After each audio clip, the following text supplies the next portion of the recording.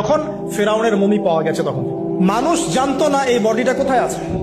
সাহাবীদের যুগে কি বডি বের হয়েছিল? তাবেঈনদের যুগে, চার ইমামের যুগে, ইমাম বুখারী, মুসলিম, তিরমিজি, নাসাই, ইবনে মাজাহ, আবু দাউদ তাদের যুগে, উমাইয়া খেলাফতে, উমাইয়া খেলাফত 93 ইয়ার্স, আব্বাসীয়দের সময় প্রায় 550 বছর। এই 550 বছরও আসছিল? আসে নাই। ফাতেমি সাম্রাজ্য চলে গেছে, কর্ডোভার ইসলামিক সাম্রাজ্য চলে গেছে, মোগলদের সময় চলে গেছে, এই তো আফগানদের সময় চলে গেছে, ইভেন অটোমান এম্পায়ার, এই যে উসমানীয় খেলাফত, আর্তুগরুল গাজীর ছেলে উসমানের হাত দিয়ে, এই যে প্রায় কত বছর, প্রায় তো এটা 500 বছর মতো হবে না, 500 বছর প্লাস মাইনাস। এই সময়গুলো, এই যে প্রায় আমরা 1445 হিজরির কথা বললাম, আপনি 1300 হিজরি, 1300 প্লাস হিজরিতে আপনি এই বডিটা পাবেন না। আমরা দেখি নাই, বিশ্ববাসী দেখে নাই।